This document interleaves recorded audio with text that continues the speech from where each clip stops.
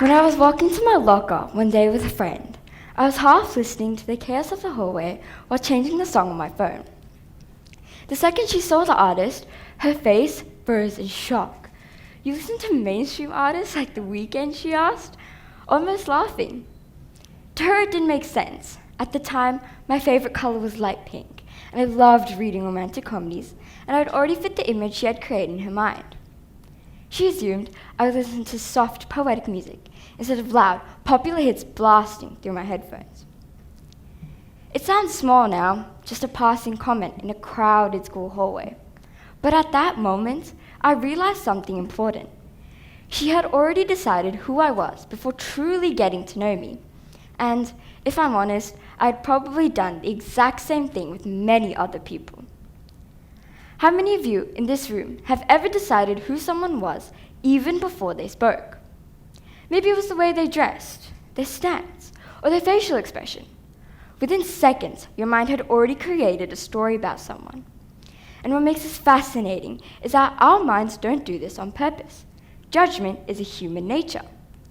Thousands of years ago, our ancestors relied on quick judgments to survive.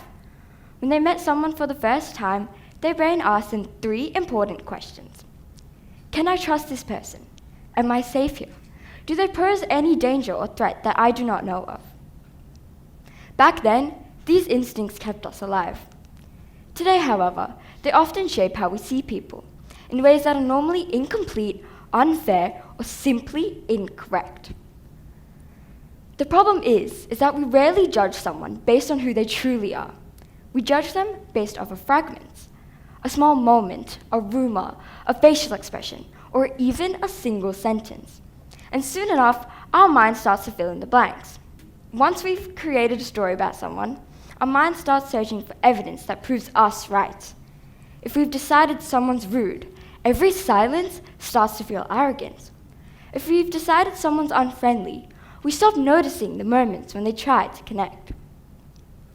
Our judgment doesn't just affect what we see, it affects what we allow ourselves to see. And eventually, it starts to influence the ways on how we treat people. We may become more distant, less patient, and less willing to understand the person as a whole. Sometimes, people never really get the opportunity to show us who they are because we've already decided who they are. But the reality is that every person we meet holds far more complexity than the version of them we have created in our minds. Now, misjudgment may never truly disappear. It's part of being human. But awareness changes everything. So, today, I want to leave you all with a simple framework. Pause, question, replace. First, pause. Notice the assumption your mind has created before turning it into a conclusion. Next, question. Ask yourself, what evidence do I have that this is actually true? Am I judging this person based off of a small moment or on who they truly are? And then you replace. You replace that certainty with curiosity and you remain open to learning who the person might be as a whole. For example, you're having a conversation with someone you've met for the first time. They barely smile, they're quiet, and they don't contribute to the conversation as much as you'd like. Your first thought might be, wow, they're really rude and really inconsiderate. Pause. Question, do you really know that?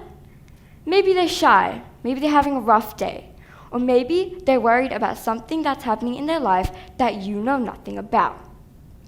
And then you replace. Instead of deciding who someone is, you remain open to learning who they might be and the experiences they might be going through. That small shift in perspective can change everything. Because every person we meet is holding experiences, struggles, passions, and stories that no one can see at first glance. It's often the people we misjudge that we understand the least, and sometimes they are the ones that surprise us the most. So, the next time you meet someone for the first time, I want you to remember this.